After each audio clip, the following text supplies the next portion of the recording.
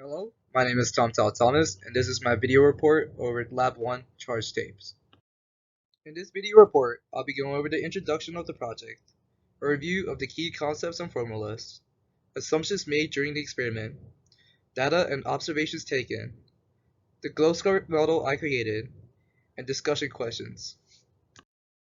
The purpose of this lab was to learn about charge and the transference of electrons through observing clear tape. The key concepts involved with this was electric force, gravitational force, and Newton's third law.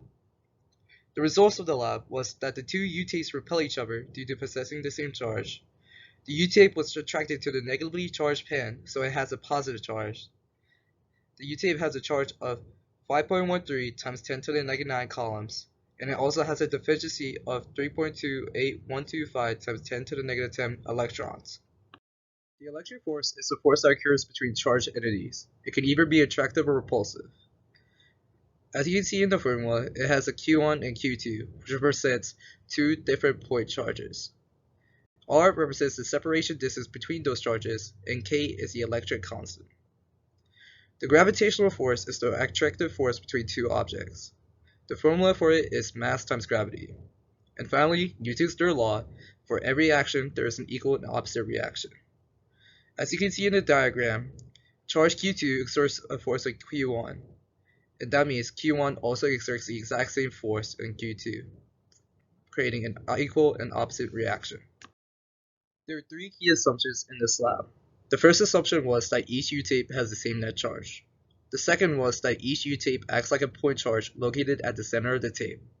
And the third one was that air resistance was negligible. Some observations made in the lab were that the U-tape was attracted to my hand. The U-tapes repelled each other when interacting with one another, and that the U-tape was attracted to the negatively charged pen. From those observations, I was able to conclude that the U-tape is positively charged. Two U-tapes were used in the lab. Tape B was attached to two objects, while tape A was suspended below it. Both of them had a length of 0.2 meters and a mass of 0.0002 kilograms. They also had the exact same net charge, assumably so. The distance between the two tapes was 0.011 meters, and the gravitational force that acted on tape B was 0.00196 newtons. From the experiment, we were able to determine that the electrical force and the gravitational force are in equilibrium, so they can be set equal to each other. They were set equal to each other in order to determine the charge on tape B, and through some algebra, it was determined that the charge on tape B was 5.133 times 10 to the negative 10 coulombs.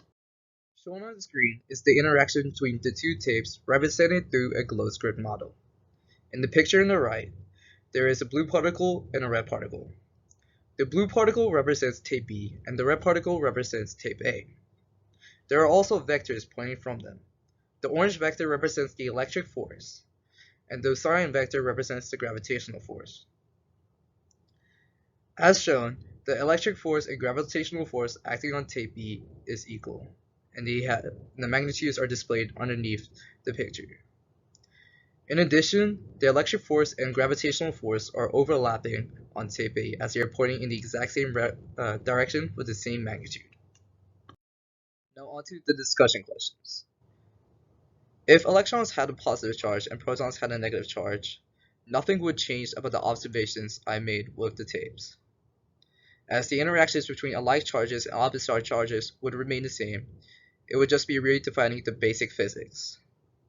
And it is important to handle the charged tapes as little as possible, as the positive charge on the tapes will diminish as electrons from other objects, for example my own hand, will flow into tape to fill in the electron deficiency, which will get it to become a zero net charge or a neutral charge.